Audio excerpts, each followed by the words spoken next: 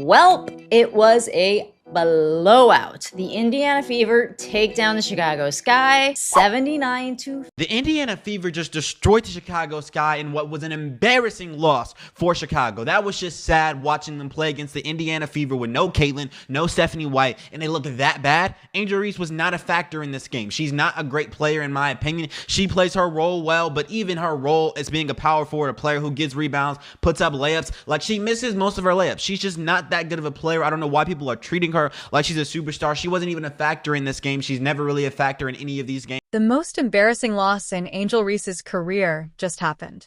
Furthermore, Caitlin Clark wasn't even having fun. In a huge blowout, the Indiana Fever completely destroyed the Chicago, revealing every flaw in Reese's game. This was more than just a defeat, which was more embarrassing for Angel Reese, scoring only 4 points in a 30-point thumping or watching it happen. This was a total disgrace that definitively demonstrates who truly belongs at the top of the WNBA. Caitlin Clark was observing from the sidelines. Bad.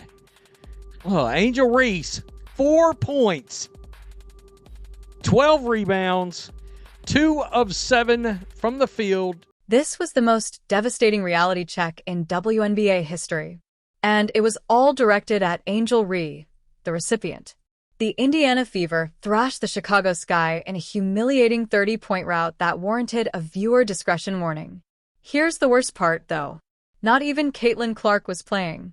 As Reese gave one of the worst performances of her career, she was sitting on the bench in street clothes, most likely trying not to laugh. No problem. No Sophie Cunningham?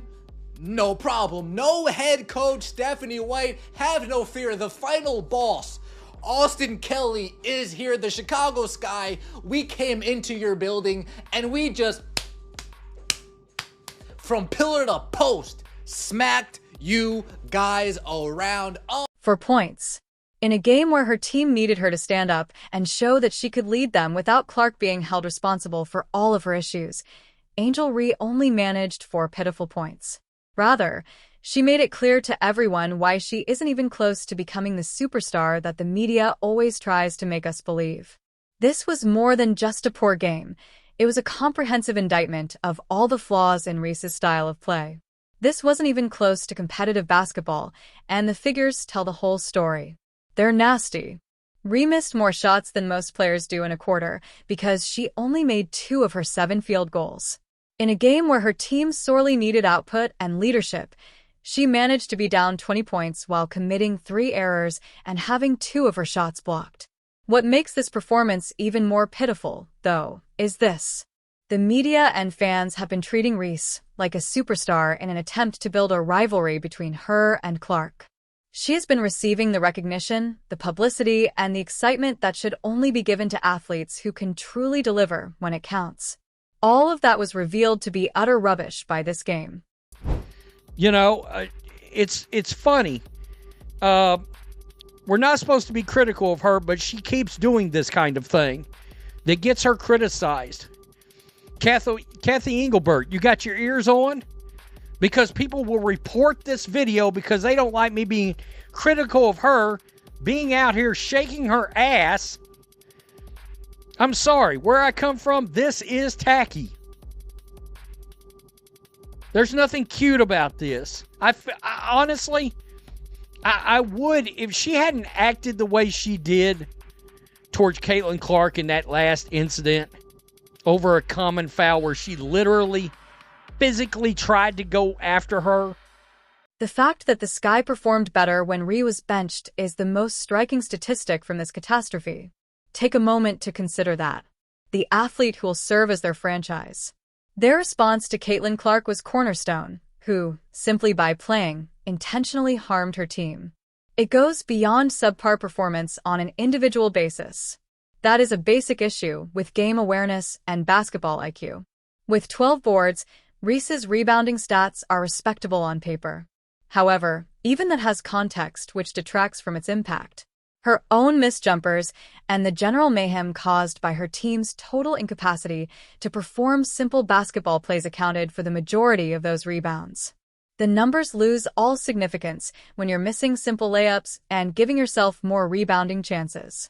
playing without Caitlin Clark. So many good things are going to happen for this team, but I think a lot of it has to do with Ari McDonald. She was amazing in this game. I was talking about it on my Twitter, man. She is the player for the Indiana Fever. I would be so distraught if they could not keep her on the team. They need to keep Ari McDonald. Lexi Holt was amazing. Kelsey Mitchell looks like herself. Again, everything about The myth that Replay's excellent defense was dispelled by the defensive performance, which was similarly terrible.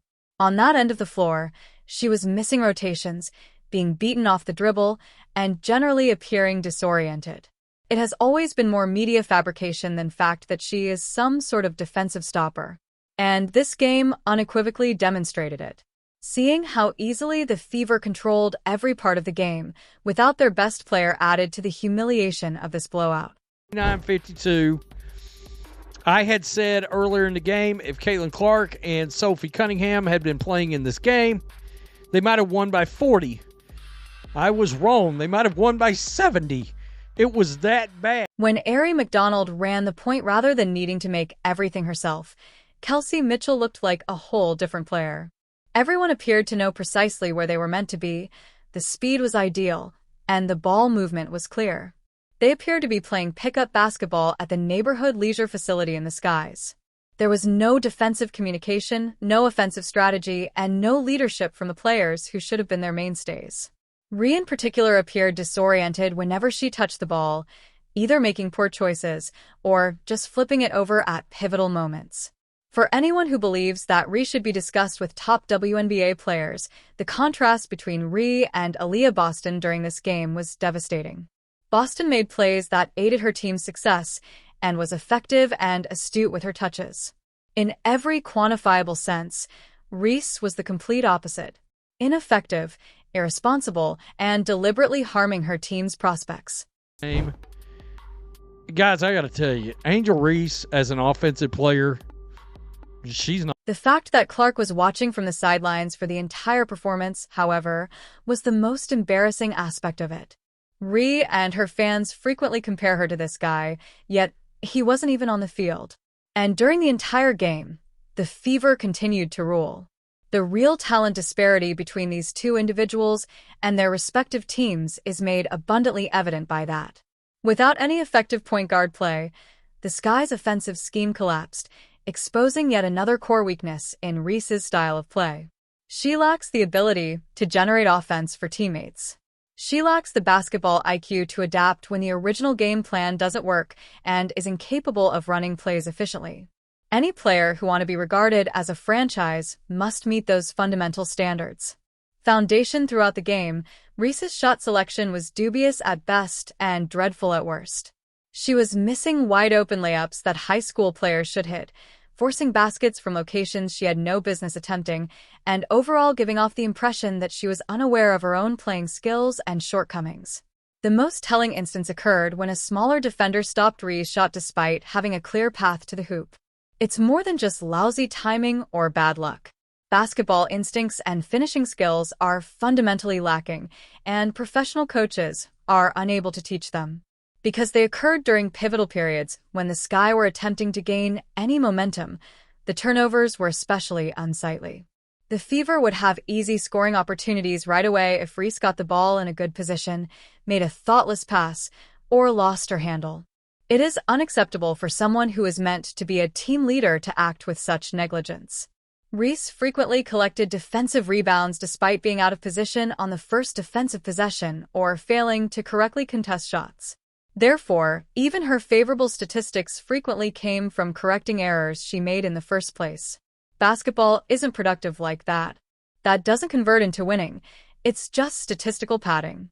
Reese's basketball endurance and conditioning were fully tested by the game's tempo.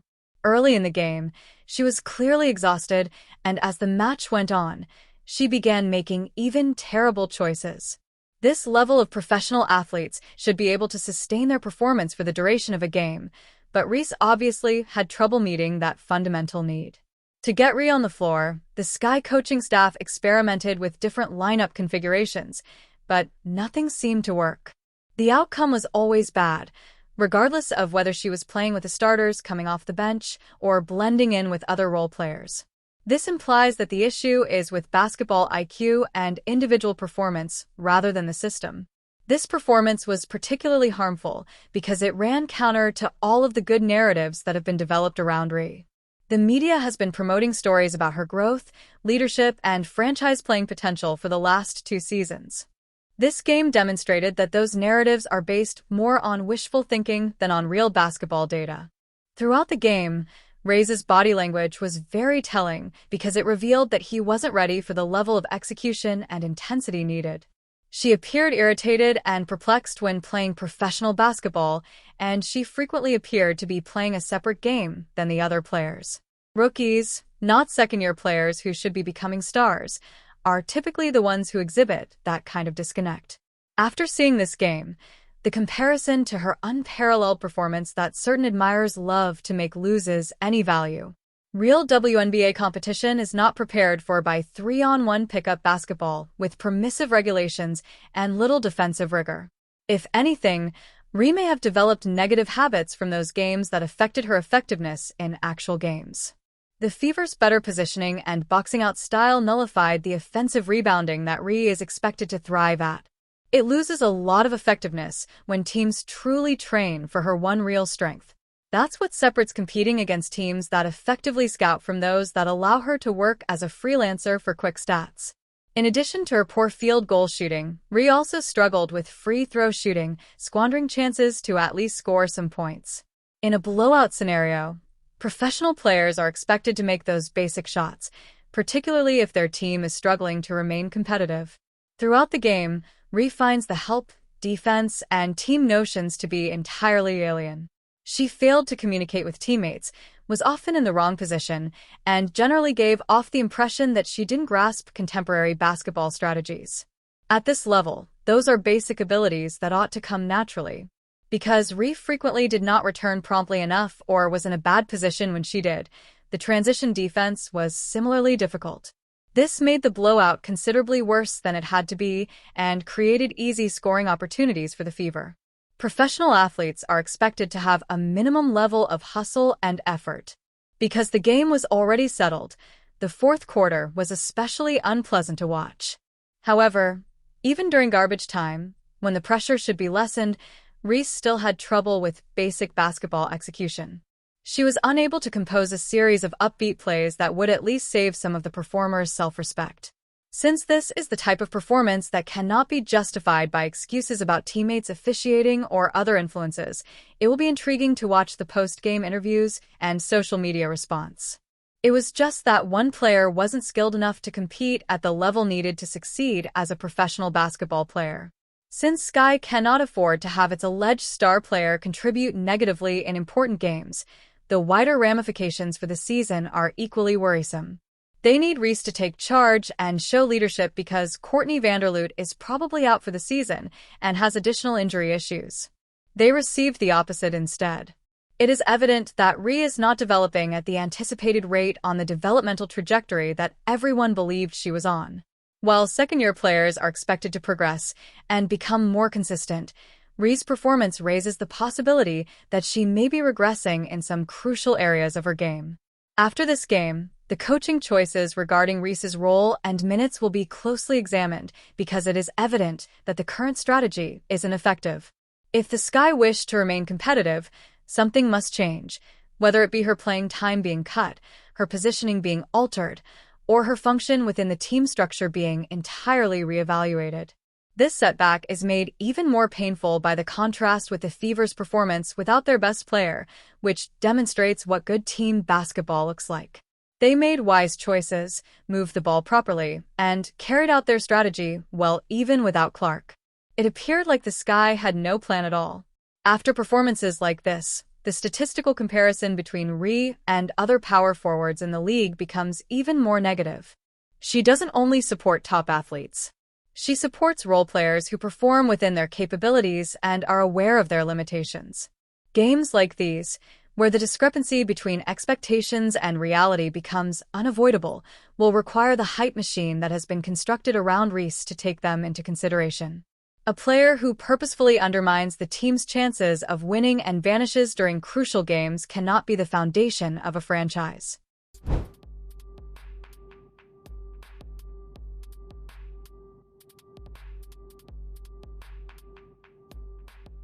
Watching Caitlin Clark on the sidelines, likely making mental notes on how not to play basketball while getting paid to do it professionally, was the most appropriate way to cap off this awful display.